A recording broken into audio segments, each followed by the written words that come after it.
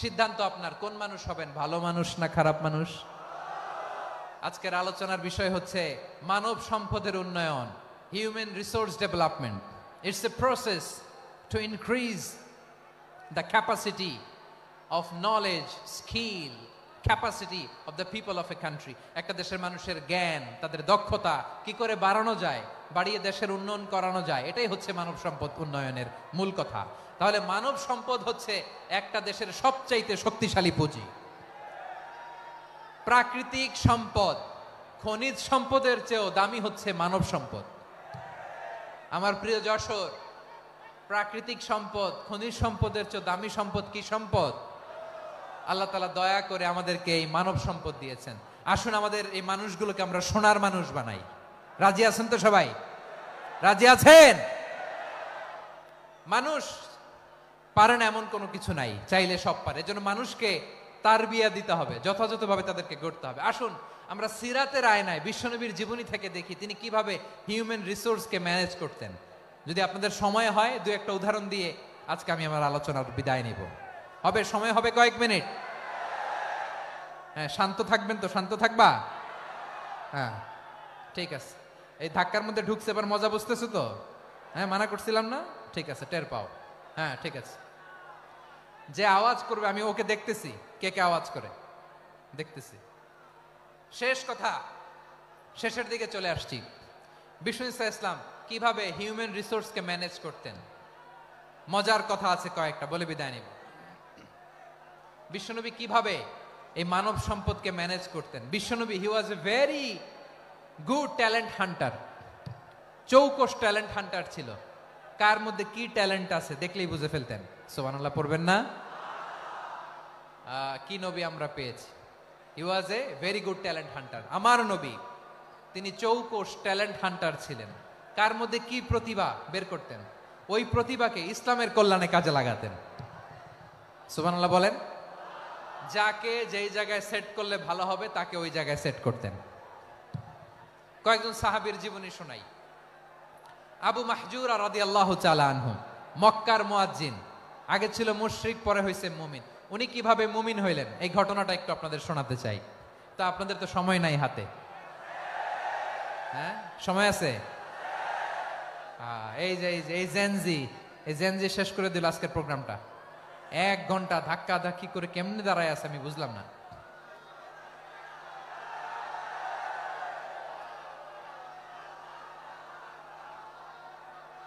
না না, তাকবির না, চুপ করতে হবে। What I need, you stop. Just shut up. চুপ। হ্যাঁ ঠিক আছে, এভাবে। আবু মাহজুরা রাদিয়াল্লাহু তাআলা আনহু কিভাবে মুসলিম হলেন আওয়াজ করে শুনেন। হুনাইনের যুদ্ধ, 8ম হিজরি। বিষ্ণু ইসলাম হুনাইনের যুদ্ধ শেষে ফিরতেছেন, পথিমধ্যে বেলাল রাদিয়াল্লাহু তাআলা আনহু, এই যে আবার কথা, আই রে আল্লাহ রে, এখানে ধাক্কা থাকি কেন? চলে যাও, পেছনে যাও, যাও পেছনে যাও। কি আজীব তামাশা! যেখানে যায় এখানে ধাক্কা ধাক্কি, মারামারি, গায়ের উপরে, কাঁধের উপরে, শাউটিং। অনেক গুরুত্বপূর্ণ কথা পয়েন্ট করে নিয়ে আসে যে বলবো, এই শাউট করার কারণে প্রোগ্রামটাই নষ্ট করে দেয়। আসছে আমার ভালোবাসা দেখাইতে, প্রোগ্রামটাই শেষ করে দিয়ে চলে যায়। স্টপ। আবার কথা বল, স্টপ। হুনাইনের যুদ্ধে 8ম হিজরি। কত হিজরি? সবাই বলেন না একটু, কত হিজরি? 8ম হিজরিতে হুনাইনের যুদ্ধে রাসূল সাল্লাল্লাহু আলাইহি ওয়াসাল্লাম ফিরে আসতেছেন মদিনায়। পথিমধ্যে বেলাল রাদিয়াল্লাহু তাআলা আনহু আযান দিচ্ছেন। কি দিচ্ছেন? তো পাশে ছিল মুশরিকদের একটা পল্লী, কিছু মুশরিক তরুণ, কিছু অমুসলিম কিশোর, তারা আযানকে ব্যঙ্গ করতেছে। আমাদের বাংলায় মুখ ভেঙ্গানো বলে আর কি।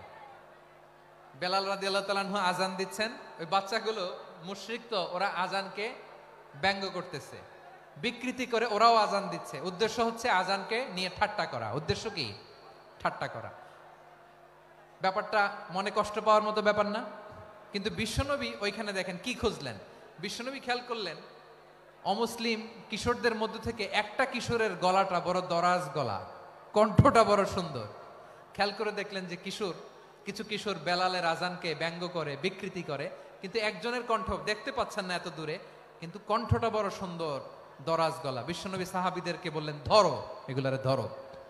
সবগুলারে ধরে বিশ্বনবীর সামনে আনা হলো। ওরা হাঁটু গেড়ে বসলো। বিশ্বনবী বললেন, তোমাদের মধ্যে কে যেন ব্যঙ্গ করে আজান দিচ্ছিল, তার গলাটা বড় উঁচু, গলার বেসটা বড় মজবুত, মেলোডিয়াস, সুমধুর কণ্ঠ, কে? আবু মাহজুরা বলে, আমার বন্ধুরা সবাই আমার দিকে আঙ্গুল দেখায়, আমি পড়ে গেছি বিপদে। রাসূল সাল্লাল্লাহু আলাইহি ওয়াসাল্লাম বাকি অমুসলিম তরুণদেরকে ছেড়ে দিলেন, বললেন তোমরা যাও। এবার আবু মাহজুরারে পাইছে। আবু মাহজুরার চুলের মধ্যে হাত দিলেন বিশ্বনবী, মাথায় হাত দিয়ে বললেন, এবার আজান দাও দেখি। আবু মাহজুরা বলে, আমি তো আজান দিতে জানি না, কারণ আমি তো বেলালেরটা শুইনা দিছি, আমার তো মুখস্থ নাই, আমি তো আজান দিতে জানি না। বিশ্বনবী বললেন, জানো না? তাহলে আসো, আমি তোমারে শিখাই দেই। সুবহানাল্লাহ পড়ে। আবু মাহজুরা হাঁটু গেড়ে বসে, বিশ্বনবীর মোবারক হাত আবু মাহজুরার চুলের মধ্যে। বিশ্বনবী আজানের মুআল্লিম আবু মাহজুরাকে বলতেছে, ঠিক আছে তোমারে শিখাই দিচ্ছি, আমি যা যা বলবো আমার সাথে সাথে বলো, পারবা? আবু মাহজুরা বলে, পারবো। বিশ্বনবী আজান দিচ্ছেন, মাথায় হাত দিয়ে আল্লাহু আকবার,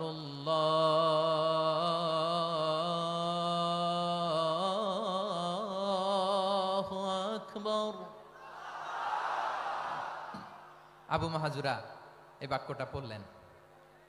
বিশ্বনবী দ্বিতীয় বাক্য পড়তে আরম্ভ করলেন, আল্লাহু আকবার,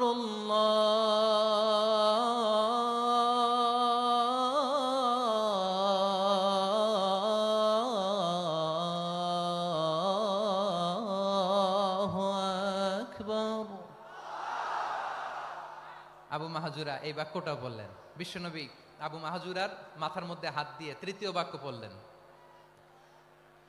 আশহাদু আল্লা ইলাহা ইল্লাল্লাহ,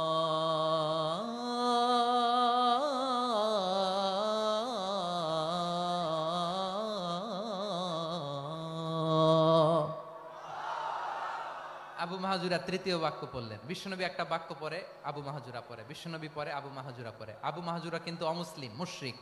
আবু মাহজুরা বলে, এক একটা বাক্য পড়ি আমার কলিজাটা গলে ঠান্ডা হয়ে যায়। এতদিন মোহাম্মদকে গালি দিতাম, এখন মোহাম্মদ আমার মাথায় যখন হাত রাখছে আমার সারা শরীর ঠান্ডা হয়ে গেছে। বিশ্বনবী আজান শিখাচ্ছেন, একটা একটা বাক্য পড়ে আবু মাহজুরাও পড়ে, বিশ্বনবী পড়ে আবু মাহজুরাও পড়ে। পুরো বাক্যগুলো যখন শেষ, আজান শেষ, আবু মাহজুরাও যখন পুরো আজান পড়লেন, আবু মাহজুরা বললেন, এতদিন মোহাম্মদের চেহারা দেখলে আমার ঘৃণা লাগতো, আজ থেকে মোহাম্মদের চেহারার চেয়ে প্রিয় চেহারা আমার কাছে নাই। আবু মাহজুরা বললেন, ও মুহাম্মদ, আজানের বাক্য তো আপনি আমারে শেখালেন, এখানেই শেষ করবেন না, আপনি আমারে পড়ায় দেন, লা ইলাহা ইল্লাল্লাহু মুহাম্মাদুর রাসূলুল্লাহ সাল্লাল্লাহু আলাইহি ওয়াসাল্লাম। বিশ্বনবীর সাথে দাঁড়িয়ে উনি শাহাদা পড়ে মুসলমান হয়ে গেলেন। এবার আবু মাহজুরা বলে, ইয়া রাসূলুল্লাহ, ইয়া হাবিবাল্লাহ, আমি মুমিন হয়েছি, মুসলমান হয়েছি, আপনার কাছ থেকে আজান শিখার সৌভাগ্য আমি লাভ করেছি গো নবী। আমার কণ্ঠের বড় তারিফ করেছেন আপনি, আমার আজানকে আপনি পছন্দ করেছেন। একটা জিনিস আপনার কাছে চাই, আপনি আমাকে মক্কার মসজিদুল হারামের মুয়াজ্জিন হিসেবে অ্যাপয়েন্ট করে দেন। বিষ্ণু ঈসা ইসলাম বললেন, যাও আবু মাহজুরা, আমি তোমাকে পৃথিবীর শ্রেষ্ঠতম মসজিদ মক্কার মসজিদুল হারামের মুয়াজ্জিন হিসেবে অ্যাপয়েন্ট করে দিলাম। দেখছেন কিভাবে ট্যালেন্ট হান্টিং করতে হয়, কিভাবে হিউম্যান রিসোর্স, মানব সম্পদকে ব্যবহার করতে হয়। আসছিল আজানকে ভেঙ্গাইতে, আসছিল কেন? আজানকে ব্যঙ্গ করার জন্য, বিকৃত করার জন্য। আজানকে বিকৃত করতে যে ইসলামের সবচেয়ে শ্রেষ্ঠ মসজিদের মুয়াজ্জিন হয়ে গেল। পড়েন সুবহানাল্লাহ। হযরত আবু মাহজুরা রাদিয়াল্লাহু তাআলা আনহু ওনার এই সুললিত কণ্ঠ ব্যবহার করে মসজিদুল হারামে এত সুন্দর করে আল্লাহু আকবার বলে আজান দিতেন, মানুষগুলোর, মুসল্লিগুলোর, মক্কাবাসীর হৃদয়কে তিনি বিগলিত করে দিতেন, মানুষের হৃদয়কে ঠান্ডা হয়ে যেত। শুধু এখানেই শেষ না আমার যশোরের ভাইয়েরা। বিশ্বনবী যখন সাইয়েদনা আবু মাহজুরা রাদিয়াল্লাহু তাআলা আনহুকে আযান শিখাচ্ছিলেন। বলেন তো বিশ্বনবীর হাতটা কোথায় ছিল? আবু মাহজুরার মাথার সামনে, এই চুলের উপরে ছিল। আবু মাহজুরা ওই স্মৃতিটাকে ধারণ করবার জন্য, ওই স্মৃতিকে বহন করার জন্য বিশ্বনবীর মোবারক হাত আবু মাহজুরার কপালের চুলের যেই জায়গায় লেগেছে, মৃত্যুর আগের দিন পর্যন্ত আবু মাহজুরা মাথার ওই চুলে কোনোদিন ছুরি আর কামার লাগায় নাই, সেখানে কেচি লাগায় নাই, চুলের মধ্যে খুর লাগায় নাই। আবু মাহজুরা ডান দিকের চুল কাটতো, বাম দিকের চুল কাটতো, পেছনের চুল কাটতো, সামনের চুল কাটতো না। আবু মাহজুরা রাদিয়াল্লাহু তাআলা আনহুর সামনের চুলগুলো বড় হতে হতে যখন এত বড় হয়ে যায়, তিনি চুলগুলো পেঁচিয়ে মাথার মধ্যে রাখতেন, তারপরে তিনি পাগড়ি পরতেন। সবাই জিজ্ঞেস করতো, আবু মাহজুরা এটা আবার কেমন স্টাইল? দেখতে তোমারে কি বিদঘুটে লাগে, কেমন অড লাগে, কেমন খারাপ দেখা যায়। মক্কায় এমন কোন মানুষ তো দেখি নাই, ডানে চুল কাটে, বায়ে চুল কাটে, পেছনে চুল কাটে, সামনে কাটে না। ওরে আবু মাহজুরা, কেমন দেখা যায় তোমারে, তুমি সামনের চুল কাটো না কেন? আবু মাহজুরা বলে, আমি হাঁটু গেড়ে পেয়ারা নবীর সামনে বসেছিলাম, আমার এই মাথার চুলের মধ্যে মুবারক হাত লাগিয়ে বিশ্বনবী নিজে আমাকে আজানের প্রতিটা বাক্য শিক্ষা দিয়েছেন। বিশ্বনবীর মোবারক হাত, পবিত্র হাত আমার মাথার চুলের যেই জায়গায় লেগেছে, আমি চাই ওই চুলগুলা নিয়ে আমি আমার কবরের ভিতরে যাব।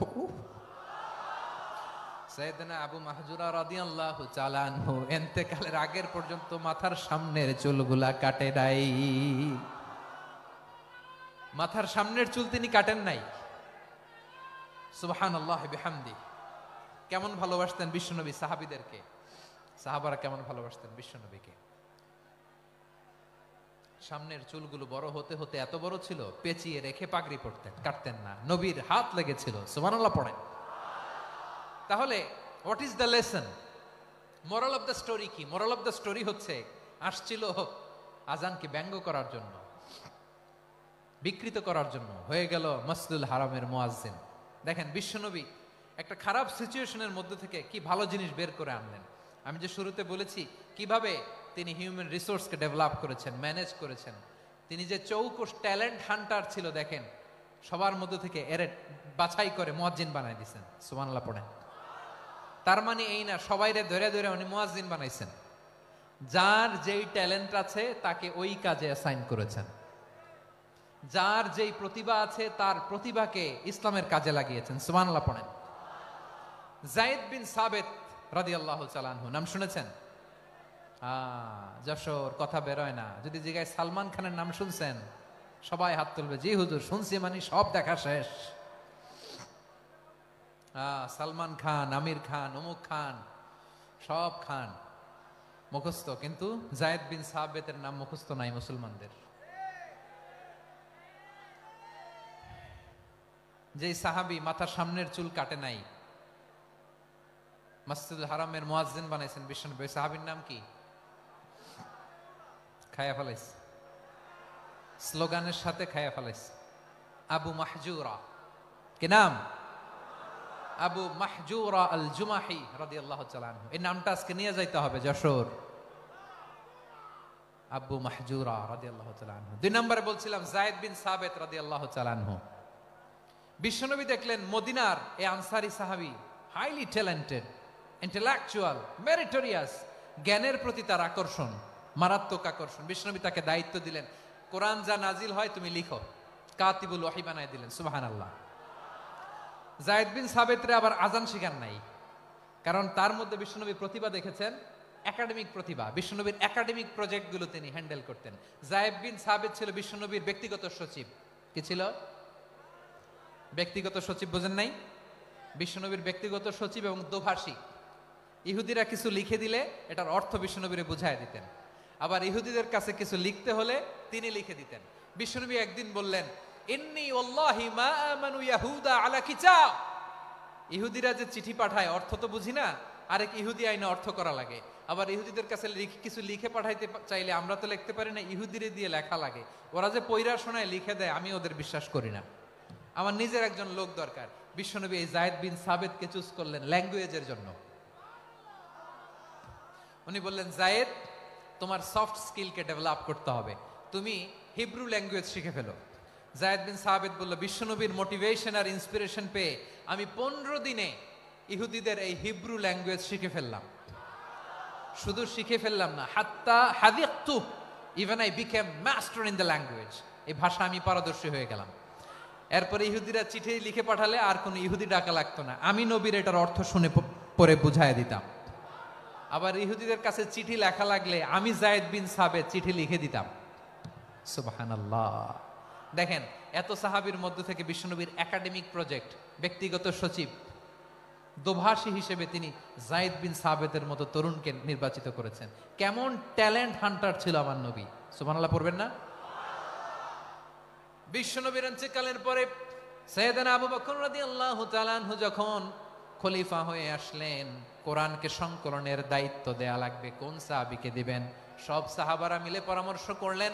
সাইয়েদনা আবু বকর, ওমর সবাই মিলে এই বিশাল কোরআন সংকলনের গুরু দায়িত্ব বিশ্বনবীর ব্যক্তিগত সচিব, বিশ্বনবীর দোভাষী, বিশ্বনবীর সিলেক্ট করাই লোক জায়েদ ইবনে সাবিত রাদিয়াল্লাহু তাআলা আনহুকে দিয়েছে। কোরআনের কপি তো আজকে এখানে রাখে নাই। এই যে আজকের যে কোরআন পড়েন, এটা আগে এরকম ছিল না। কোরআন নাজিল হলে সাহাবারা চামড়ার, ওটের চামড়ায় লিখে ফেলতো, ওটের চ্যাপ্টা হাড্ডির মধ্যে লিখে ফেলতো, গাছের গুড়ির মধ্যে লিখে ফেলতো, বিভিন্ন জনের কাছে ছড়ানো ছিটানো ছিল। আবু বকর রাদিয়াল্লাহু তাআলা আনহু একসাথে করলেন, পরবর্তীতে উসমান রাদিয়াল্লাহু তাআলা আনহু একসাথে করলেন। 114 সূরার এখন এই মুসহাফ, এই কম্পাইলেশন, এই কপি আমরা পেয়েছি, যার হিউজ কন্ট্রিবিউশন ছিল। এই পুরো কোরআন কম্পাইলেশনের প্রজেক্ট ম্যানেজার ছিল জায়েদ বিন সাবিত রাদিয়াল্লাহু তাআলা।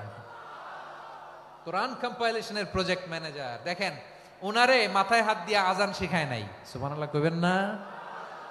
তাহলে প্রথম সাহাবী আবু মাহজুরাকে মুয়াজ্জিন বানাইলেন, জায়েদ বিন সাবিতকে ব্যক্তিগত সচিব আর দোভাষী বানালেন, মুসআব ইবনে উমাইর রাদিয়াল্লাহু তাআলা আনহুকে ইসলামের প্রথম অ্যাম্বাসেডর বানালেন। তাহলে তৃতীয় নাম্বার একজন সাহাবীর নাম বলছি, মুসআব ইবনে উমাইর। মুসআব কি নাম? নামটা কেমন লাগে? এই কয়েকজনের ভাল লাগে, বাকিদের ভাল লাগে না? ভাল লাগে? এই এই আর কয়েকটা মিনিট দেওয়া যাবে না আমাকে আল্লাহর রাস্তে? হ্যাঁ, ঠিক আছে। আমি তোমাদেরকে ভালোবাসা দেখাবো, দোয়া করব, যদি চুপ থাকো, একেবারে চুপ, কষ্ট সহ্য করো, বাকিরা যা সওয়াব পাবে তোমরা ডবল পাবা, যেহেতু কষ্ট বেশি, কিন্তু চুপ। 3 নাম্বার সাহাবীর নাম মুসআব। এই ধাক্কাধাক্কি কেন? ধাক্কাধাক্কি কেন রে ভাই? না না না, এরকম হইলে আসবো না যশোর, আমি আর আসবো না। হয় পিছনে চলে যাও, নাহলে চুপ, ধাক্কাধাক্কি নাই। 3 নাম্বার সাহাবীর নাম মুসআব। কি নাম? He was the first ambassador in Islam. ইসলামের প্রথম ডিপ্লোমাট, প্রথম কূটনৈতিক, ইসলামের প্রথম কূটনৈতিক, ইসলামের প্রথম ডিপ্লোমাট, প্রথম অ্যাম্বাসেডর মুসআব ইবনে উমাইর। মক্কার তরুণ যুবক, উনি পারফিউম লাগাইলে মানুষ দেখলেই বুঝতো এটা মুসআব লাগাইছে। এমন ড্যাশিং ফেসের ছিল, এমন স্মার্ট ড্যাশিং ফেস, এমন পার্সোনালিটির মানুষ ছিল মুসআব রাদিয়াল্লাহু তাআলা আনহু। কারণ যিনি ইসলামের স্পোকম্যান হবেন, মুখপাত্র হবেন, তার স্মার্ট হওয়ার দরকার আছে না নাই? আকাবার প্রথম শপথ যখন হলো, তাদের সাথে বিষ্ণু ঈসা ইসলাম মদিনাতে একজন মুখপাত্র পাঠালেন, ডিপ্লোমাটকে পাঠালেন, অ্যাম্বাসেডর অফ ইসলাম, তিনি হচ্ছেন মুসআব ইবনে উমাইর। পড়েন সুবহানাল্লাহ। বিশ্বনবী দেখলেন সে অনেক স্মার্ট, তার ডেডিকেশন আছে, সিনসিয়ারিটি আছে, এবং মদিনায় যে আউস খাজরাজ গোত্রের নেতাদের সাথে ডিল করতে হবে, ইহুদিদের সাথে ডিল করতে হবে, ওখানে একজন পাক্কা জানু খেলোয়াড়ের দরকার আছে না নাই? মুসআব ইবনে উমাইর রাদিয়াল্লাহু তাআলা আনহু, ওনাকে বিষ্ণু ঈসা ইসলাম চুজ করলেন। এবং বিষ্ণু ঈসা ইসলামের এই চুজিংটা, এই সিলেকশনটা এত সুন্দর ছিল, তিনি মদিনাতে যে বিশ্বনবী আসার আগেই মদিনার জমিনকে তিনি উর্বর করে ফেলছেন। প্রতিটা ঘরে ঘরে কালিমার দাওয়াত তিনি পৌঁছায় দিয়েছেন। জুমার বিধান নাজিল হয়েছে, কিন্তু মক্কায় পরিবেশ নাই জুমা পালনের। বিষ্ণু ঈসা ইসলাম একজনকে দিয়ে খবর পাঠালেন, যাও মদিনায় মুসাবকে যে বলো, মুসাব তো আমার শিক্ষক, আমার স্পোকম্যান, মদিনাতে যেন তারা জুমা কায়েম করে। বিশ্বনবীর আগেই মুসআব মদিনার মুসলিমদেরকে নিয়ে মদিনায় প্রথম জুমা কায়েম করে ফেলছে। কোন সুবহানাল্লাহ। ডিপ্লোম্যাটদের কেমন হইতে হয়, অ্যাম্বাসেডারের কেমন হইতে হয়, মুসআব রাদিয়াল্লাহু তাআলা আনহুর কাছ থেকে শিখে নাও। মুসআব নামটা কেমন লাগে? যশোর যাদের সন্তান হবে, ছেলে সন্তান, আমার রাস্তায় পাইলি সবাই জিজ্ঞেস করে, হুজুর একটা নাম দেন, আমার ছেলে হবে। যশোরবাসীর জন্য আমি একটা নাম দিয়ে দিলাম, নাম রাখতে হবে মুসআব। কি নাম? নামটা যাদের ভাল লাগে, ছেলে সন্তান অনাগত আসবে, মনে চাইলে নাম রেখে দিবেন মুসআব রাদিয়াল্লাহু তাআলা আনহুর নামে মুসআব। তাহলে মুসআব রাদিয়াল্লাহু তাআলা আনহুকে বিশ্বনবী ল্যাঙ্গুয়েজ শিখান নাই, সফট স্কিল শিখান নাই। যায়েদ রাদিয়াল্লাহু তিনি হিব্রু ল্যাঙ্গুয়েজ শিখেছেন, সুরিয়ানি শিখেছেন, কিন্তু মুসআবকে তিনি বানিয়েছেন the spokesman of Islam, the first diplomat, the ambassador of Islam. সুবহানাল্লাহ পড়বেন না? আব্দুল্লাহ ইবনে আব্বাস রাদিয়াল্লাহু তাআলা আনহু বিশ্বনবীর কাজিন, চাচাতো ভাই। আবার মাইমুনা রাদিয়াল্লাহু তাআলা আনহু, মাইমুনা নবীর স্ত্রী, তিনি ছিলেন আব্দুল্লাহর আপন খালা। তো নবীর বউ যদি ওনার খালা হয়, নবী তার কি? বুঝে নাই, নবী তার কি? খালু। তাহলে সম্পর্ক অনেক গভীর, কাজিন আবার খালু। ছোট্ট মানুষ, তাই রাতে মাঝে মাঝে ঘরে থাকতো। বিশ্বনবী দেখলেন আব্দুল্লাহ যেহেতু আমার ঘরে ঢুকতে পারে, আব্দুল্লাহরে এই উম্মতের বড় শিক্ষাবিদ বানাইতে হবে। কথা বোঝে নাই? আব্দুল্লাহকে কি বানাইতে হবে? শিক্ষাবিদ, এডুকেটর অফ দিস উম্মাহ, এই উম্মার শিক্ষাবিদ বানাইতে হবে। তাই আব্দুল্লাহ ইবনে আব্বাসকে বিশ্বনবী হাতে কলমে শিক্ষা দিয়েছেন। আহারে, আর এরপরে যে কি ভাষা আসবে তোমাদের জন্য আমার মুখ থেকে আমি নিজেও জানি না, আমি নিজেও জানি না। 1 ঘন্টা যাবত ধাক্কা ধাক্কি মারামারি। তো আসতে বলছে কে তোমাকে? পেছনে চলে যাও, জায়গা না পেলে। পুরো প্রোগ্রামটাই নষ্ট করে দিল।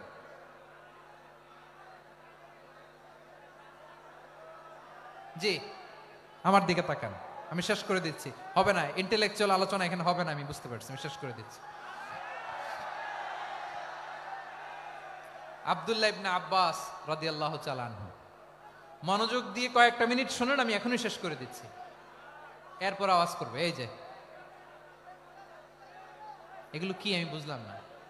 আমি বললাম না সব করা যাবে, বসে যাও, শুয়ে যাও, চলে যাও, আওয়াজ করা যাবে না। অন্যকে বসো এটাও বলার দরকার নাই, জাস্ট এদিকে তাকাও। আল্লাহ। আব্দুল্লাহ ইবনে আব্বাস রাদিয়াল্লাহু তাআলা আনহু, ওনাকে বিশ্বনবী হাতে কলমে শিক্ষা দিয়েছেন, যেহেতু উম্মতের শিক্ষাবিদ হবেন, এডুকেটর হবেন। তো বিশ্বনবী রাতে যখন তাহাজ্জুদ পড়তেন, ছোট্ট আব্দুল্লাহ ঘরে থাকতো। বুঝতে পেরেছেন? ছোট্ট মানুষ তো ঘরে থাকতো। তো বিশ্বনবী তাহাজ্জুদের জন্য একবার দাঁড়িয়েছেন, ছোট্ট আব্দুল্লাহ ওযু করে দাঁড়াইছে। আচ্ছা বলেন তো, ইমাম আর মুসল্লি মোট যদি 2 জন হয়, একজন ইমাম একজন মুসল্লি, তো মুসল্লি ইমামের কোন দিকে দাঁড়াবে? ডানে দাঁড়াবে। ছোট্ট আব্দুল্লাহ বোঝে নাই, বিশ্বনবী তাহাজ্জুদ শুরু করেছেন, উনি ইক্তেদা করছেন আর দাঁড়াইছেন বায়ে। কোথায় দাঁড়িয়েছেন?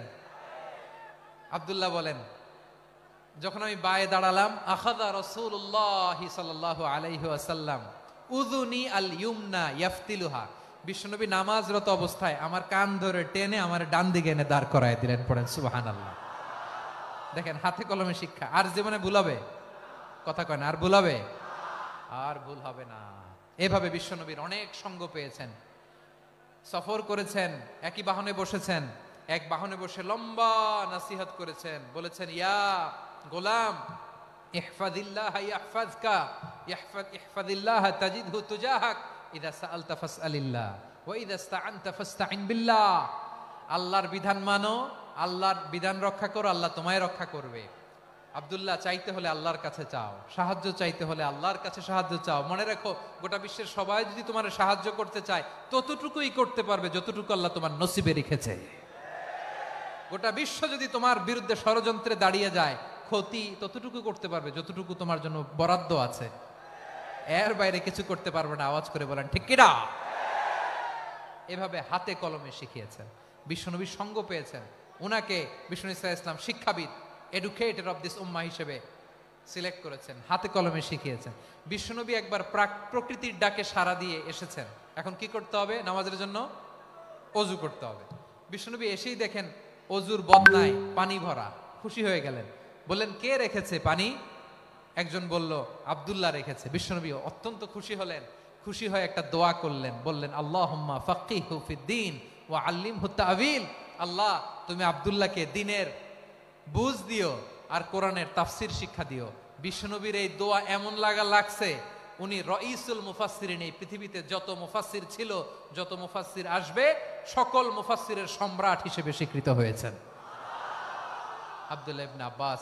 বিশ্বনবী ওনারে আজান শিখান নাই, বিশ্বনবী ওনারে ল্যাঙ্গুয়েজ শিখান নাই, বিশ্বনবী ওনারে অ্যাম্বাসাডার বানান নাই, হাতে কলমে শিক্ষা দিয়েছেন। ছোট্ট মানুষ বিশ্বনবী ইন্তেকাল করলেন, আবু বকরের সময় গেল, ওমরে ফারুকের খেলাফত, তখনও তিনি তরুণ। ওমরে ফারুক রাদিয়াল্লাহু তাআলা আনহু ওনার ক্যাবিনেট মিনিস্ট্রির বৈঠকে এই আব্দুল্লাহ ইবনে আব্বাসকে পাশ দিয়ে বসায় রাখতেন। বয়স্ক সাহাবারা এটা পছন্দ করতো না, তারা বলতো ঘটনা কি, আব্দুল্লাহর মতো ছেলে নাতি আমাদের আছে, এরা কেন রাখে ওমরে ফারুক? ওমরে ফারুক এটা টের পেলেন, তিনি বুঝতে পারলেন যে ক্যাবিনেট মেম্বাররা এটা পছন্দ করে না, ছোট্ট আব্দুল্লাহরা কেন রাখি, কেন যে রাখি এটা একদিন বুঝাবো। একদিন মিটিং এ তিনি সবাইকে বললেন ইদা জাআ নাসরুল্লাহি ওয়াল ফাতহ।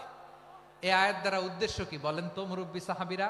এক সাহাবী বলেন এই সূরা দ্বারা উদ্দেশ্য, আল্লাহ বলেছেন আমাদেরকে বিভিন্ন ল্যান্ড, বিভিন্ন এলাকা বিজয় করতে হবে। ওমরে ফারুক বললেন না, হয়নি। আরেকজন বললেন বিজয় হওয়ার পর আমাদের বেশি বেশি আল্লাহর বরত্বের ঘোষণা দিতে হবে, এটা উদ্দেশ্য। ওমরে ফারুক বললেন না, হয় নাই। যারা জিজ্ঞেস করেন কেউ পারে না। সব শেষে বিশ্বনবী ছোট্ট আব্দুল্লাহরে বলেন আব্দুল্লাহ ইদা জাআ নাসরুল্লাহি ওয়াল ফাতহ এর দ্বারা উদ্দেশ্য কি বলো তো? ছোট্ট আব্দুল্লাহ বলেন হুয়া আজালু রাসূলিল্লাহ। এই আয়াত দ্বারা বিশ্বনবীর বিদায়কে উদ্দেশ্য নেওয়া হয়েছে। ওমরে ফারুক বললেন হাযা হুয়া, এটাই তো সঠিক উত্তর, এটাই সঠিক তাফসীর এই আয়াতের। কারণ ইদা জাআ নাসরুল্লাহি ওয়াল ফাতহ, যখন আল্লাহর সাহায্য আর বিজয় আসবে, ওয়া রাআইতান নাসা ইয়াদখুলুনা ফি দীনিল্লাহি আফওয়াজা, আপনি দেখবেন দলে দলে ঢলে ঢলে বানের পানির মতো মানুষ ইসলামের দিকে ঢুকতেছে, ইসলামের বিজয় হয়েছে। তো ইসলামের বিজয়ের মিশন নিয়ে নবী আসছে, বিজয়ী যখন হয়ে গেছে এখন তো নবীর বিদায় হবে। জোরে বলেন ঠিক কিনা? কোন সাহাবী এই সূক্ষ্ম কথাটা ধরতে পারে নাই, ওই আব্দুল্লাহ ছাড়া। আব্দুল্লাহ যখন উত্তর দিছে সব সাহাবীদের টনক নড়েছে। এরপর থেকে কোনো ক্যাবিনেট মিটিং এ আর কোন সাহাবারা কোনো প্রশ্ন করে নাই, আওয়াজ করে পড়েন সুবহানাল্লাহ। বিশ্বনবী আব্দুল্লাহ ইবনে আব্বাসকে দ্য এডুকেটর অফ দ্য উম্মাহ, উম্মার শিক্ষাবিদ হিসেবে গ্রহণ করেছেন। আওয়াজ করে পড়তে হবে আল্লাহু আকবার। সাহাবীদের নামগুলো মনে থাকবে? এক নম্বরে আবু মাহজুরা, মুয়াজ্জিন বানাইছেন। যায়েদ ইবনে সাবিত, দোভাষী, ট্রান্সলেটর অফ প্রফেট, এবং তিনি ছিলেন বিশ্বনবীর ব্যক্তিগত সচিব। মুসআব ইবনে উমাইর, the first ambassador and diplomat of Islam. আব্দুল্লাহ ইবনে আব্বাস, এই উম্মার সবচেয়ে বড় এডুকেটর, শিক্ষাবিদ। আরেকজন ছিল আব্দুল্লাহ ইবনে মাসউদ রাদিয়াল্লাহু তাআলা। দুই আব্দুল্লাহ, আব্বাস গেল, আরেকজন হচ্ছে মাসউদ। মক্কার তরুণ, ছাগল পালতো মুশরিকের। বিশ্বনবী আর আবু বকর রাদিয়াল্লাহু তাআলা আনহু একবার গেলেন, যে দেখে এই তরুণ দাঁড়ায় আছে। বিশ্বনবী বলেন আমি খুব ক্ষুধার্ত, তোমার কাছে কি দুধ আছে ছাগলের? আব্দুল্লাহ ইবনে মাসউদ বলে আছে। ওয়ালাকিন আনা মু'তামান, কিন্তু যে দুধ আছে এটা আমানতের, আমি দিতে পারবো না। বিশ্বনবী এইটা শুনেই তারে টার্গেট করে ফেলছে।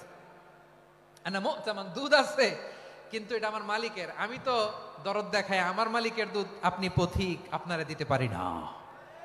বিশ্বনবী টার্গেট করে ফেলছেন, এরে আমার কাজে লাগাইতে হবে। বিশ্বনবী বলেন আচ্ছা ঠিক আছে দুধ দিও না, কিন্তু এমন ছাগি আছে কিনা যেই ছাগির সাথে কোনো ছাগলের মিলন হয় নাই, তার ওলানে দুধও আসে নাই, বাচ্চাও নাই, এরকম ছাগির থেকে যদি আমি দুধ খাই তাহলে তো সমস্যা নাই। বলতেছে এরকম ছাগির থেকে দুধ খাইলে সমস্যা নাই, কারণ এরকম ছাগির ওলান থেকে দুধ আসবেও না। বলতেছে ঠিক আছে এরকম একটা ছাগি নিয়ে আসো। নিয়ে আসা হলো। বিশ্বনবী বিসমিল্লাহ বলে ওই ছাগির ওলানে হাত দিলেন। হাত দিতে দেরি, পুরো ওলানটা দুধে ভরে যেতে দেরি হয় না। বিশ্বনবী আর আবু বকর রাদিয়াল্লাহু তাআলা আনহু দহন করে পেট ভরে খেলেন। এই দৃশ্য আব্দুল্লাহ ইবনে মাসউদের হৃদয়ে দাগ কাটলো। এই মুজিজা দেখে তিনি বললেন আশহাদু আল্লা ইলাহা ইল্লাল্লাহ ওয়া আশহাদু আন্না মুহাম্মাদুর রাসূলুল্লাহ। তিনি ষষ্ঠ মুসলিম ছিলেন, 6 নম্বর মুসলমান। ওনাকে টার্গেট করে বিশ্বনবী দেখলেন এমন ইন্টেলেকচুয়াল ব্রেন, উনি সূক্ষ্ম সূক্ষ্ম জিনিস বুঝে বেশি, ফিকহি জ্ঞান ওনার মধ্যে বেশি। বিশ্বনবী ওনাকে কোরআনের জ্ঞান শিক্ষা দিতে লাগলেন। উনি বিশ্বনবী সবার কাছে কোরআন শোনায়, কিন্তু বিশ্বনবী নিজে আব্দুল্লাহ ইবনে মাসউদের কাছ থেকে কোরআন শুনতো। বিশ্বনবী একবার বললেন ইকরা আলাইয়া ইয়া মাসউদ, ইবনে মাসউদ একবার শোনাও তো কোরআন দেখি। আব্দুল্লাহ ইবনে মাসউদ বলে আকরাউ আলাইকা ওয়া আলাইকা উনজিল, নবী আপনার উপর কোরআন নাজিল হয় আর আমি আপনার সামনে কোরআন পড়ব? বিশ্বনবী বললেন, ইন্নী উহিব্বু আন আসমাআহু মিন গায়রি, আমি নিজে পড়তে যেমনি ভালোবাসি অন্যে পড়ুক আমি শুনবো, এটাও আমি ভালোবাসি। সূরা নিসা তিনি তেলাওয়াত করে শুনিয়েছেন। এমন সূক্ষ্ম সূক্ষ্ম বিষয় বিশ্বনবী উনাকে ধরিয়ে দিয়েছেন, উনি হয়ে গিয়েছেন আব্দুল্লাহ ইবনে আব্বাস হয়েছেন রাইসুল মুফাসসিরিন, উনি হয়ে গিয়েছেন ফাকিহুল উম্মাহ। ওনার চাইতে বড় ফকি এই পৃথিবী আর দেখবে না, চিল্লায় বলেন সুবহানাল্লাহ। উনি বলতেন, ওয়াল্লাহি ওয়াল্লাহি ইল্লাযী লা ইলাহা গায়রু মা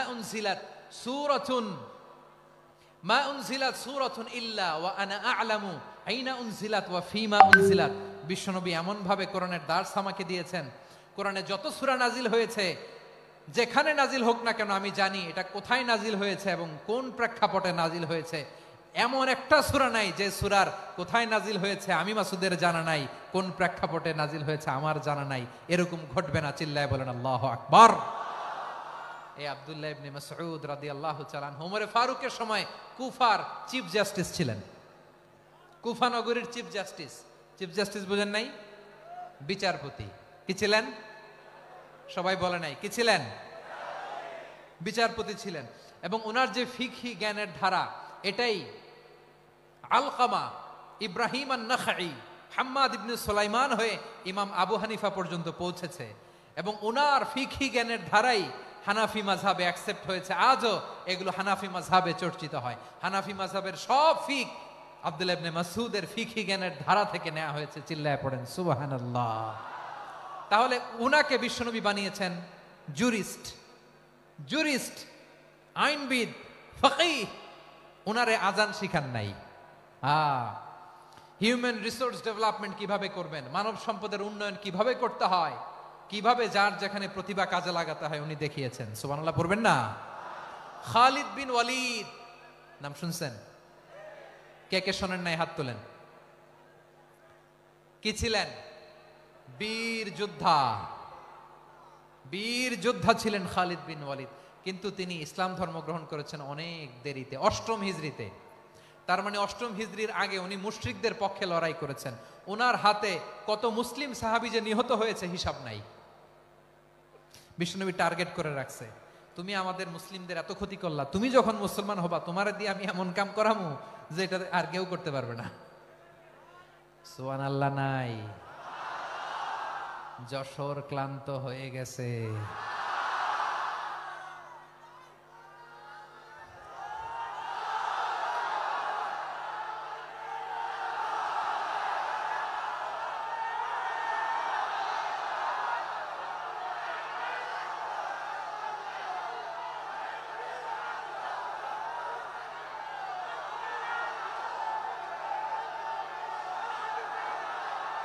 মাশাআল্লাহ, বসুন বসুন বসুন।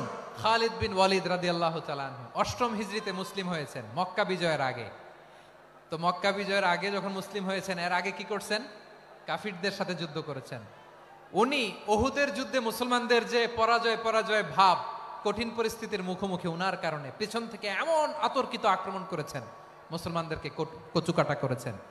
8ম হিজরিতে আল্লাহ তাআলা হেদায়েতের নূর দিয়ে ওনার হৃদয়টাকে উজালা করে দিলেন। লা ইলাহা এটা এমন বাণী যার হৃদয় একবার টাচ খাবে, এইটা থেকে সে আর পালিয়ে বেড়াতে পারে। ঝিনুকের ভেতর লুকিয়ে থাকে যেমন মতি, ঝিনুকের ভেতর লুকিয়ে থাকে যেমন মতি, কলমা শাহাদাতে আছে আল্লাহর জ্যোতি, কলমা শাহাদাতে আছে আল্লাহর জ্যোতি। ঠিক কিনা বলেন? মক্কা বিজয়ের আগে মুসলিম হলেন, হওয়ার পরেই বিশ্বনবীর টার্গেট ফুলফিল হলো। ওই যে টার্গেট করে রেখেছেন আর দোয়া করেছেন, খালিদ বিন ওয়ালিদ যদি মুসলিম হয় তাকে আমি মিলিটারি চিফ বানাবো। ওনাকে আজান শিখান নাই, ওনারে কান ধইরা নামাজের এই মাথা থেকে ওই মাথা আনান নাই, ফিকহি কোরআনের সূক্ষ্ম তাফসীর ওনারে শিখান নাই, অ্যাম্বাসেডর বানান নাই। বিষ্ণু ইসলাম উনাকে সামরিক অভিযানে প্রেরণ করেছেন।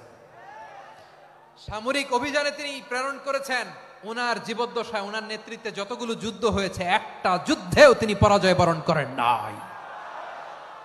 ওমরে ফারুকের সময়কালে তিনি চিফ অফ মুসলিম মিলিটারি মানে মুসলিম সেনাপতি হয়েছেন। যশোর, আওয়াজ করো, ঠিক কিনা বলো। সেনাপতি, মুসলিম সেনাপতি। তাহলে কিভাবে হিউম্যান রিসোর্স ব্যবহার করতে হয় গোটা বিশ্ব আমার নবীর কাছ থেকে শিখে নাও। খালিদ বিন ওয়ালিদ, ওনাকে বিশ্বনবী একটা উপাধি দিয়েছেন। উপাধিটা হচ্ছে সাইফুল্লাহিল মাসলুল, আল্লাহর নাঙ্গা তরবারি, আল্লাহর খোলা তরবারি, দ্য ওপেন সোর্ড অফ আল্লাহ। খালিদ বিন ওয়ালিদ, মুসলিম সেনাপতি। হাসান বিন সাবেত, নাম শুনছেন? দেখি উনি কি ছিল বলেন। রাসূলের সভা কবি, কালচারাল হিজিমনিকে ডিফিট করার জন্য। উনি ভালো অস্ত্র চালানো জানতেন না, ওই কাজে উনি যেতেন না। ওনার ছিল কাব্য প্রতিভা। কাব্য প্রতিভা, কাফিররা কবিতা দিয়ে নবীকে গালি দিত।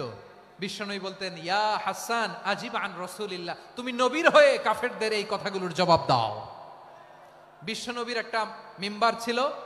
বিশ্বনবীর মিম্বারের পাশাপাশি মসজিদে নববীতে এই হাসান বিন সাবেতের জন্য বিশ্বনবী একটা স্পেশাল মিম্বার বানিয়ে দিয়েছেন। এখান থেকে তুমি জবাব দাও।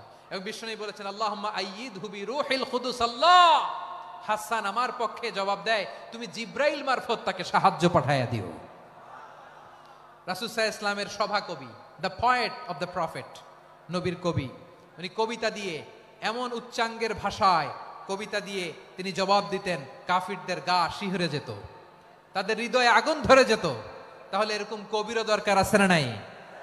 এখন যাকে আল্লাহ দিছে কাব্য প্রতিভা, এরা যদি আপনি যুদ্ধের ময়দানে পাঠান হবে? যারে দিছে সুরেলা গলা, এরা যদি অ্যাম্বাসেডর বানান হবে না। হাসান বিন সাবেত ছিলেন বিশ্বনবী সাল্লাল্লাহু আলাইহি ওয়াসাল্লামের কবি। হুযায়ফা ইবনুল ইয়ামান বিশ্বনবীর গোয়েন্দা বিভাগের প্রধান। কিসের প্রধান? হুযায়ফা ইবনুল ইয়ামান, ওনার ছিল ডিটেকটিভ মাইন্ড। ডিটেকটিভ মাইন্ড, গোয়েন্দা বিভাগের প্রধান। এবং উনি হচ্ছেন সাহিবু সিররি রাসূলিল্লাহ, রাসূল সাল্লাল্লাহু আলাইহি ওয়াসাল্লামের গোপন তথ্যের ধারক বাহক। নবীর যেই কথা কেউ জানে না, সব হুযায়ফার পেটের ভিতরে ছিল। সুবহানাল্লাহ পড়েন। মদিনার যত ইহুদিদের একটা লিস্ট ছিল, এই লিস্ট শুধু দুইজন জানতো, বিশ্বনবী আর হুযায়ফা। সুবহানাল্লাহ পড়বেন না? তাহলে উনাকে কোন দায়িত্ব দিছে? কোন বিভাগ? যশোর, আওয়াজ করো, কোন বিভাগ? গোয়েন্দা বিভাগের হেড ছিল। খন্দকের যুদ্ধে প্রচন্ড আজকের মতো শৈত্য প্রবাহ, মাটি খনন করতে করতে সাহাবীদের পেটে ক্ষুধা নাই, দাঁড়াইতে পারে না নামাজের জন্য, এত ক্লান্ত ক্ষুধা। বিশ্বনবী বললেন, কে আছো এই কঠিন শীত, এই ভয় আর ক্ষুধার মধ্যেও খন্দকের পরীক্ষার টপকে শত্রু শিবিরে যে আমাকে তথ্য দিবা, কে আছো? কারো গায়ে শক্তিই নাই যে দাঁড়াবে, কেউ দাঁড়ায় না। বিশ্বনবী তখন নিজে হুযায়ফাকে ডাক দিলেন, হুযায়ফা, যে আমাকে আজকে শত্রু শিবিরের তথ্য এনে দিবে, সে জান্নাতে আমার মোরাফাকা, আমার সঙ্গী হবে। হুযায়ফা রাদিয়াল্লাহু ইবনুল ইয়ামান জীবনের ঝুঁকি নিয়ে এই ক্ষুধা, শৈত্য প্রবাহ, কোল্ড ওয়েভসকে উপেক্ষা করে পরীক্ষা টপকে শত্রু শিবিরে যে সবার কথাগুলো চুপে চুপে শুনে বিশ্বনবীর দরবারে এসে গোয়েন্দাদের মতো তথ্য সরবরাহ করেছে। বিশ্বনবীর গোয়েন্দা বিভাগের প্রধান হুযায়ফা ইবনুল ইয়ামান ইন্টেলিজেন্স বিভাগ চালাতেন। মুনাফিকদের নাম ওনার কাছে ছিল। মুআয ইবনে জাবাল মদিনা রাষ্ট্রের সবচেয়ে সিনিয়র আমলা ছিলেন। আমলাতন্ত্র চিনেন তো? প্রশাসনিক কাজ যারা চালায়, অ্যাডমিনিস্ট্রেশন বুঝেন না? The department of administration. মদিনার রাষ্ট্রের সিনিয়র আমলা মুআয ইবনে জাবাল মুতাখাসসিসুন ফিল হালাল ওয়াল হারাম, হালাল হারামের স্পেশালিস্ট ছিলেন। বিশ্বনবী উনাকে ইয়ামানের গভর্নর করে পাঠাইছেন। বলেছেন, ইন্নাকা তা'তি কওমান আহলা কিতাব, এমন গোষ্ঠীর কাছে যাবা এরা ইহুদি নাসারা, আগে শাহাদা পড়লে এরপরে নামাজের দাওয়াত দিও, নামাজ পড়লে যাকাতের দাওয়াত দিও। গভর্নরের অ্যাটিটিউড যেমন থাকে তেমন অ্যাটিটিউড ধরে রেখো। সুবহানাল্লাহ পড়েন। তাহলে মুআয ইবনে জাবালকে দিয়ে বিশ্বনবী কবিতা লেখায় নাই, চিঠি লেখায় নাই, আজান দেওয়ায় নাই। সুবহানাল্লাহ পড়বেন না? সব শেষ সাহাবী বলি আবু হুরায়রা রাদিয়াল্লাহু তাআলা আনহু, নাম শুনছেন? বিড়ালের বাবা।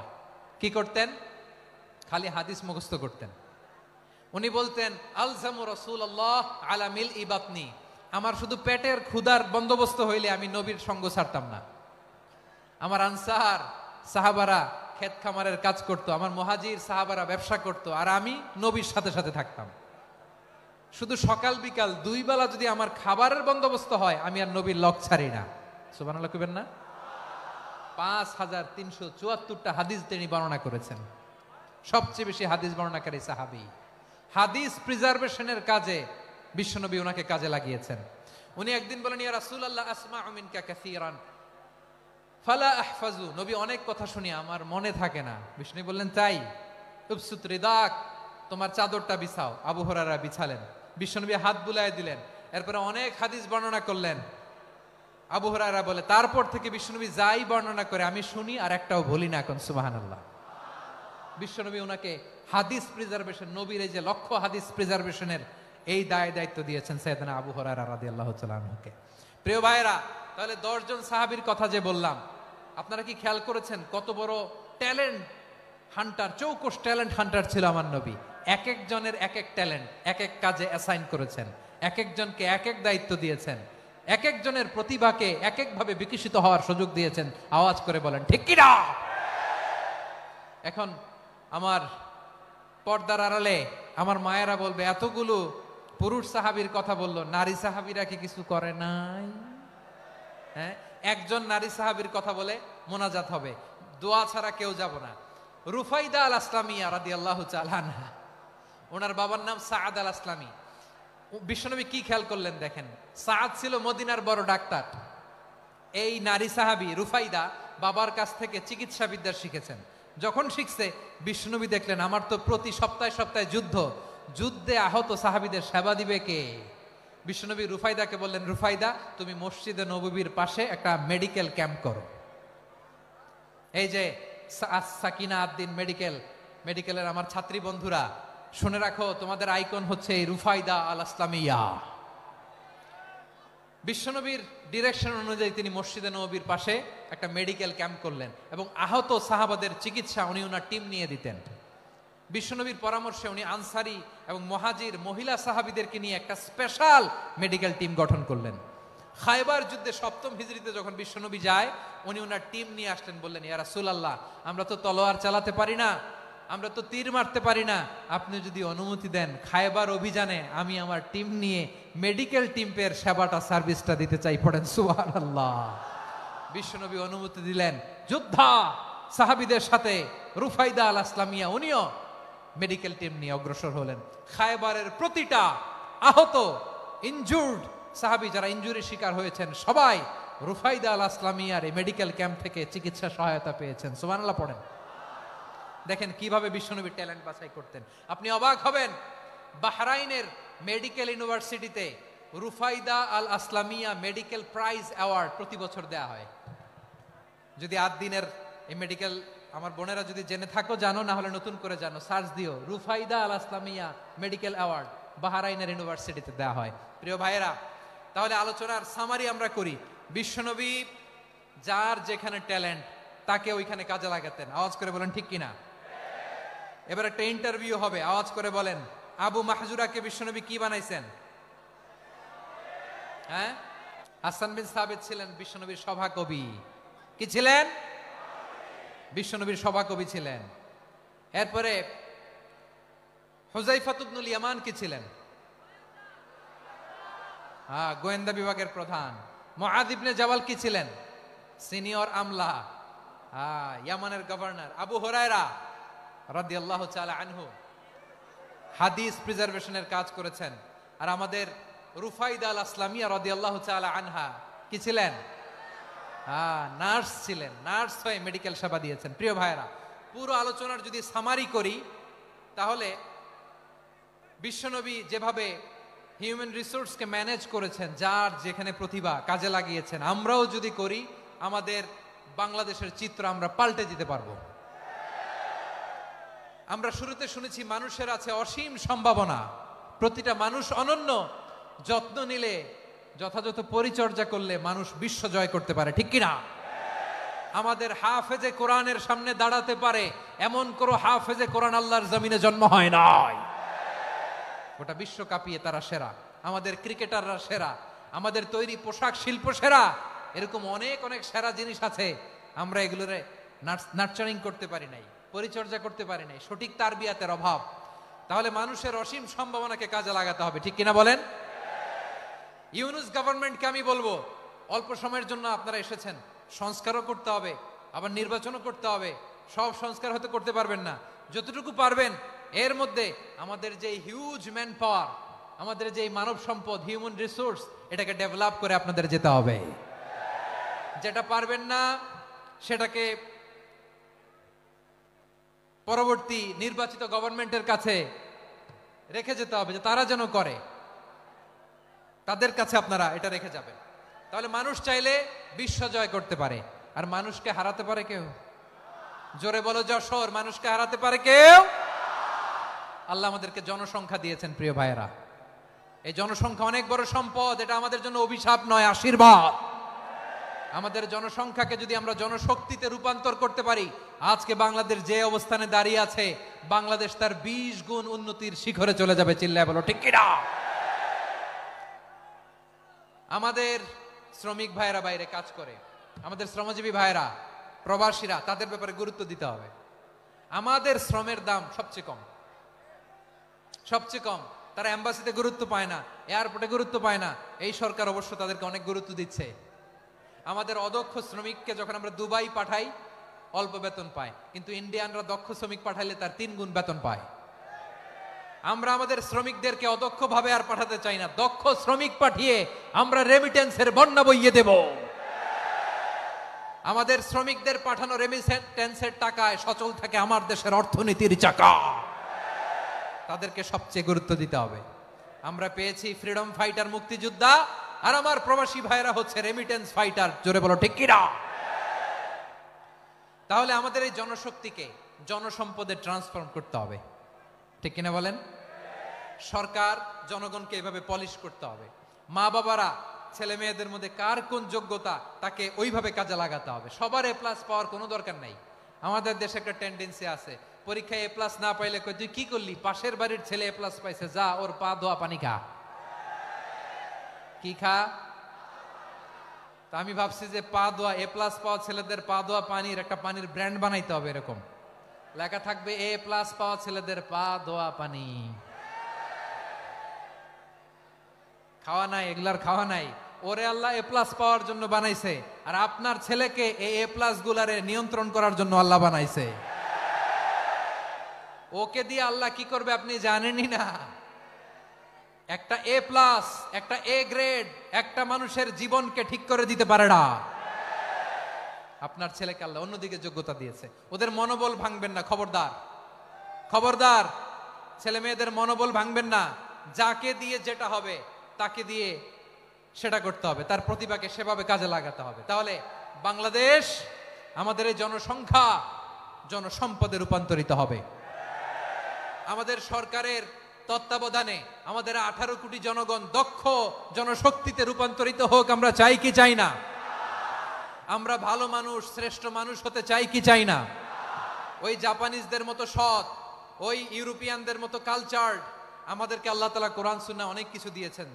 যেহেতু বর্তমানে আমরা দেখছি তারা সৎ, তাদের মধ্যে ভ্যালু আছে, সেগুলো আমাদের মধ্যে আনার দরকার আছে না নাই? আর ইসলাম দিয়ে আমাদের জীবনকে সাজাতে হবে, ইসলাম দিয়ে আমার পরিবারকে সাজাতে হবে। ইসলাম থেকে, কোরআন থেকে প্রেসক্রিপশন না নিলে জীবন সুন্দর হবে না। কোরআন থেকে প্রেসক্রিপশন না নিলে সমাজ সুন্দর হবে না। কোরআনের প্রেসক্রিপশন না মানলে রাষ্ট্র সুন্দর হবে না। কোরআনের প্রেসক্রিপশন অ্যাপ্লাই না করলে শুধু দুর্নীতি দমন কমিশন দিয়ে দুর্নীতি বন্ধ করা যাবে না। এজন্য কোরআনের আইন আমরা চাই কি চাই না? প্রিয় ভাইয়েরা, হিউম্যান রিসোর্স ডেভেলপমেন্ট, মানব সম্পদের উন্নয়ন, আমাদের সরকার যেন এদিকে নজর দেয়। আমরা যেন এ ব্যাপারে যত্নবান হয়ে উঠি। যাকে আল্লাহ যে যোগ্যতা দিয়েছে, এই যোগ্যতা দিয়ে আমরা যেন ইসলামের জন্য, দেশের জন্য কাজ করি। আমরা যেন আমাদের স্কিল ডেভেলপ করি, আমাদের পটেনশিয়ালকে ডেভেলপ করি। মোরালিটি, ভ্যালিউজ নিয়ে শায়েখ আহমদুল্লাহ আলোচনা করেছেন, এগুলো দিয়ে যেন আমরা আমাদেরকে সাজাই। আল্লাহ তাআলা আমাদের দেশকে তুমি নিরাপদ করো, আমরা পড়ি আমিন। আল্লাহ আমার 18 কোটি জনগণকে তুমি জনশক্তিতে রূপান্তরিত করো, আমিন। আল্লাহ আমরা হাতে হাত রেখে, কাঁধে কাঁধ মিলিয়ে ভাই ভাইয়ে যেন এই দেশকে গড়তে পারি, আল্লাহ তুমি তৌফিক দান করো, আমরা পড়ি আমিন। আমার প্রিয় মহিউদ্দিন ভাই বলেছেন, হুজুর এমন একটা ঘোষণাপত্র দিয়ে যাবেন আজকের এই ঐতিহাসিক যশোরের প্রোগ্রামে, যেটা গোটা বাংলাদেশে মানুষ এটার উপর আমল করে। আমি যে কথাটা বলেছি এটাই, আসুন আমরা আমাদের সংখ্যাকে জনসম্পদে ট্রান্সফর্ম করি, আমাদের জনসংখ্যাকে আমরা যেন জনশক্তিতে রূপান্তরিত করি, জনসংখ্যাকে ট্রান্সফর্ম করে জনশক্তি দিয়ে আমরা যেন আগামীর বাংলাদেশ, স্বাধীন বাংলাদেশ 2.0 কে গড়ে তুলি। আল্লাহ তাআলা আমাদের সবাইকে কথাগুলো বোঝার আমল করার তৌফিক দান করুন। এই জেনজি, ক্ষমা করে দিও আমাকে, অনেক ধমক দিছি, বকা দিছি। আল্লাহ তোমাদেরকে করুক, কবুল করুক, যশোরবাসীকে কবুল করুক, আদ দিনকে কবুল করুক, এই মেডিকেল কলেজকে কবুল করুক, ইসলামের জন্য বাদ ভাঙা এই জোয়ার এবং উচ্ছ্বাসকে আল্লাহ তাআলা কবুল করুক। হাদা মা ইনদি ওয়াল ইলমু ইনদাল্লাহ আলাইহি তাওয়াক্কালতু ওয়া ইলাইহি উনীব। সুবহানাকাল্লাহুম্মা ওয়া বিহামদিকা আশহাদু আল লা ইলাহা ইল্লা আনতা আস্তাগফিরুকা ওয়া আতুবু ইলাইক। আল্লাহুম্মা আমিন। রব্বানা ظلمنا أنفسنا وإن لم تغفر لنا وترحمنا لنكونن من الخاسرين. ربنا آتنا في الدنيا حسنة وفي الآخرة حسنة وقنا عذاب النار. ও বিশাল আকাশের মালিক, বিশাল জমিনের মালিক, তোমার আকাশ বাতাসের তুলনায় আমাদের হাত দুইটা বড় ছোট্ট রে আল্লাহ। ছোট দুটি হাত পেতে বুক ভরা আশা নিয়ে তোমার শাহী দরবারে চেয়ে রইলাম। আমাদের জিন্দেগির গুনাহ খাতা তুমি মাফ করে দাও। আমাদের আব্বা আম্মা, দাদা দাদি, আত্মীয় স্বজন সবার গুনাহ খাতা তুমি মাফ করে দাও। আমাদের যত আত্মীয় স্বজন কবরের বাসিন্দা, প্রত্যেকের কবরটারে তুমি কোরআনের নূর দিয়ে মুনাওয়ার করে দাও। আল্লাহ, আজকের এই যশোরের প্রোগ্রামকে তুমি কবুল আর মঞ্জুর করে দাও। সূরা বনী ইসরাঈলের 70 নম্বর আয়াতের আলোকে জনসংখ্যাকে কিভাবে জনশক্তি, জনসম্পদে রূপান্তরিত করা যায়, সিরাতের লেন্সে, সিরাত থেকে আমরা শুনলাম, যা কিছু শুনলাম আমল করার তৌফিক দাও রব্বুল আলামিন। আমার বাংলাদেশকে সোনার বাংলাদেশ হিসেবে কবুল করে নাও। আজকের প্রোগ্রামে যারা জয়েন করল তাদেরকে তুমি কবুল করে নাও রব্বুল আলামিন। লক্ষ লক্ষ নারী পুরুষ যশোরের এই ঐতিহাসিক তাফসীর প্রোগ্রামের মাহফিলে জয়েন করেছে। আল্লাহ, যেভাবে সহি সালামতে আজকে মাহফিলে জয়েন করলো, সহি সালামতে প্রত্যেক ভাই এবং বোনকে তুমি গন্তব্যে পৌঁছে দিও। আল্লাহ, কত বড় বড় আল্লাহর ওলিরা এখানে এসেছে, মাদ্রাসার হুজুররা এসেছে, পর্দার আড়ালে কত বড় নেককার নারীরা এসেছে। আল্লাহ, যার হাতকে তোমার পছন্দ হয়, যার ইবাদতকে পছন্দ হয়, তার ইবাদতের ওসিলায় আজকের দোয়াটা তুমি কবুল আর মঞ্জুর করে দাও। রব্বানা তাকাব্বাল মিন্না ইন্নাকা আনতাস সামিউল আলিম ওয়া তুব আলাইনা ইয়া মাওলানা ইন্নাকা আনতাত তাওয়াবুর রহিম। সুবহানাকা রাব্বিকা রাব্বিল ইজ্জাতি আম্মা ইয়াসিফুন ওয়া সালামুন আলাল মুরসালিন والحمد لله رب العالمين. واجعل آخر كلامنا عند الموت لا إله إلا الله محمد رسول الله.